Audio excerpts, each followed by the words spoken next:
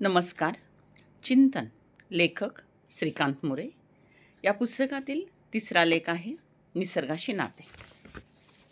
आजच्या वेगवान जीवनात सुद्धा व्यक्तिमत्व विकास यासाठी सर्वजण प्रयत्न करत असतात. यामध्ये साहजिकच योग, ध्यानधारणा, चिंतन, प्राणायाम यांचा समावेश असतो. पण आपल्या या वेगवान जीवनामध्ये क्षणभर चिंतन करीत असताना झाडाच्या पानांचा आवाज, धीरगंभीर वाहणाऱ्या सरितेचा आवाज, पानामागे लपून साद घालणाऱ्या कोकिळेचा आवाज, चिमणीचा चिवचिवाट, कावळ्याची कावकाव आपण बघा कधी ऐकतो का हो? बघा दिवसभर सरल्यानंतर सुद्धा रात्री बिछाण्यावर टेकल्यावर आपल्याला निसर्गाशी आपण क्षणभर नातं जोडल्याचा कुठं आठवतं का हो? खरं तर आपल्या अवतीभोवती असलेला हा सारा परिसर, त्यांच्याशी आपले असलेले संबंध आपण चिंतनशील प्रवृत्तीतून पाहिले, जोपासले तर मला वाटतं निसर्गाच्या मैत्रीने आपण खूप काही मिळवू शकू. आजकाल जो तो निसर्गाचा समतोल बिघडत चाललेला आहे म्हणून कावकाव करतो. प्रत्येकजण दुसऱ्याला सांगण्याचा प्रयत्न करतो. जागतिक पातळीवर परिषदांपासून ते गल्लीतील वृक्षारोपणापर्यंत सर्वजण संकल्प सोडतात. पण आवश्यकता आहे स्वतःच्या मनाशी सुसंवाद साधण्याचा. यासाठी आपल्या कुवतेनुसार निसर्गाशी नाते जोडणे असते. चिंतनशील व्यक्तीचे कोणाशी नाते सहज जुळते. ज्या व्यक्तीला चिंतनाची सवय असते ती व्यक्ती कुठल्याही एकाच अवस्थेत सतत राहत नाही. अशी व्यक्ती राग, लोभ, मोह, मत्सर, माया अशा अनेक गोष्टींवर वाहत जात नाही. झालेल्या चुकांचे प्रायश्चित्त भोगण्याची तयारी असते. चिंतनातून कोणताही मनुष्य स्वतः प्रायश्चित्त करायचे ठरवले तर आपोआपच चांगल्या गुणांचा, नीतिमूल्यांचा विकास त्या व्यक्तीमध्ये होत राहतो. याच बाबींचा विचार सर्वच धर्मातून मांडलेला दिसून येतो. माणूस आणि निसर्ग यांचं नातं आहे हे यापूर्वी मी विशद केलेलंच आहे. दोघेही एकच आहेत. मानवाचे संपूर्ण शरीर, यामध्ये आपण पाणी, हवा, हवा म्हणजे प्राण, पवन, तेज म्हणजे चैतन्य, भूमितत्व, आकाश तत्व, निसर्गाच्या तत्वांनी परिपूर्ण असा माणूस. निसर्गापासून दूर गेला की दोष निर्माण होतो.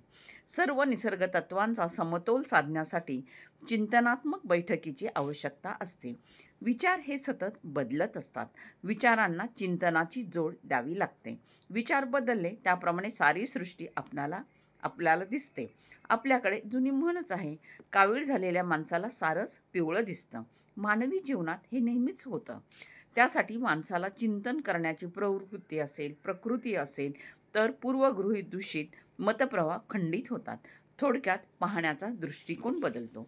विधायक दृष्टिकोनातून पाहणे, मनाची पाटी कोरी करणे, यासाठी त्या व्यक्तीला चिंतन करण्याची सवय लागणं महत्त्वाचं आहे. तरच तो मनाची पाटी कोरी करू शकतो. मनाची पाटी कोरी झाली, हे पाहण्याची दिशा बदलली की मनातले सारे चित्र बदलते. पहा, आपण सूर्योदयाचा विचार डोळ्यासमोर आला. निसर्गाच्या 24 तासातले प्रत्येक रूप आपल्याला वेगळं वेगळं असतं. तेच विचार मनात सुद्धा उत्पन्न होतात. निसर्गाचे हे वैशिष्ट्य मानवाच्या नसानसात भिनलेले आहे. तरीही काही गोष्टी मानवाला द्वेष, मत्सर, एकाच विचारात ठेवणे, मोह, लोभ, माया यामध्ये जखडून ठेवतात. मानवाच्या या शत्रूपासून दूर राहण्यासाठी चिंतनाची साथ असेल तर चांगल्या विचारांच्या धारा बरसतात. ढग निवळले की सारं कसं स्वच्छ आणि स्पष्ट होतं. अंधारातून आलेलं नाहीसं होतं. चिंतन हे माणसाला उद्याचा विचार करायला शिकवते. मनुष्य नेहमी भूतकाळाला कवटाळून राहतो, म्हणजेच तो मनाची पाटी कोरी करायला तयार नसतो. खरं तर जीवनामध्ये सदैव पाटी कोरी ठेवली तर आपले प्रश्नच राहत नाहीत. माझीच एक कविता आहे की पाटीवर, लहान मुलांचं कौतुक करताना सुचलेली कविता. कोऱ्या पाटीवर काहीही लिहून पुसणं किती सोपं असतं. कोऱ्या पाटीवर काहीही लिहून पुसणं किती सोपं असतं. तुमच्या आमच्या मनाचं असं असतं तर जीवन किती सुसह्य झालं असतं. तुमच्या आमच्या मनाचं असं असतं तर जीवन किती सुसह्य झालं असतं. थोडक्यात आपण प्रत्येक प्रसंग मनात करून ठेवतो. प्रत्येक घटना मनात ठासून ठेवतो. साधा ओरखडाही जपण्याचा आपण प्रयत्न करतो.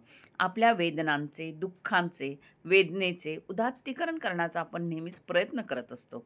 वास्तविक पाहता प्रत्येक मानवाला हा षड्रिपू मधून बाहेर पडायचं असेल तर भूतकाळातल्या या घटना, प्रसंग, वेदना विसरून जाऊन पाटी कोरी करण्याचा प्रयत्न केला पाहिजे.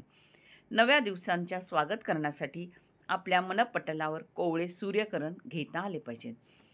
पण आपण मात्र पाठी एवढ्या रेघोट्या मारतो की बस प्रत्येक घटना चित्रित करत बसतो.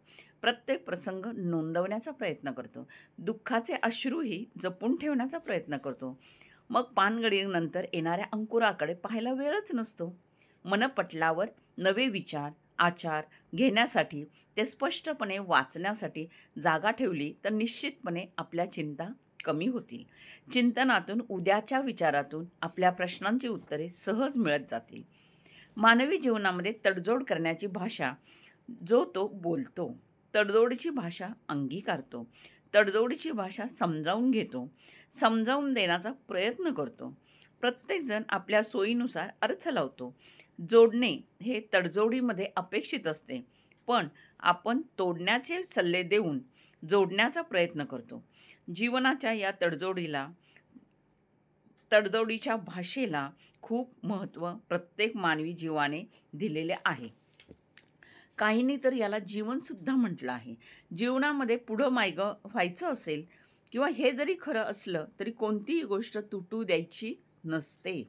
विशेषतः मानवी जीवनातील इष्टभावभावना याला कोणी नातेसंबंध म्हणेल, कोणी मैत्रभाव जपणे असे म्हणेल, तर कोणी प्रेमभावाने वागणे असे म्हणेल. समजून घेणे हा शब्द प्रत्येकजण आपापल्या अर्थाने वापरतो. खरं तर हा मानवी जीवनाचा अविभाज्य घटक आहे. चिंतनातून आपण स्वतःला समजून घेतो.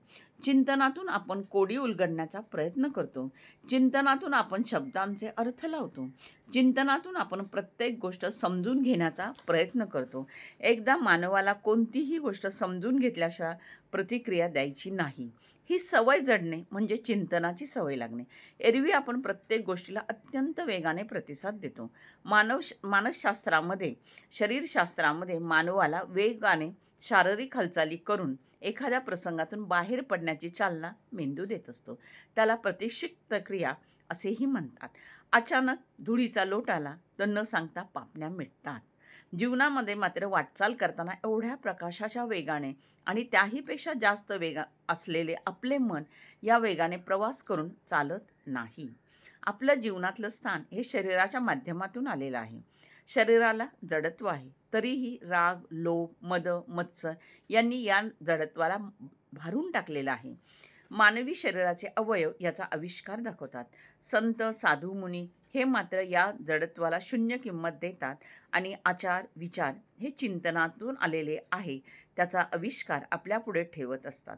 थोडक्यात चिंतनातून जे येतं ते दुधातून दही, दह्यातून लोणी, लोण्यातून तूप अशा पद्धतीनं अत्यंत स्नेहवर्धक, कोणालाही इजा न करता असे विचार असतात. चिंतन म्हणूनच जीवनाचे एक अविभाज्य घटक आहे म्हटलं तर वावगं ठरणार नाही. परमेश्वराच्या भक्तीत देहभान विसरून नाचणारा भक्त, स्वतःच्या कामात तन-मन विसरून काम करणारा कारागीर यांच्या हातून चूक होत नाही. निर्मिती चिंतनातून रूप घेत असते. धन्यवाद. आपला परिवार, मनोरमा परिवार.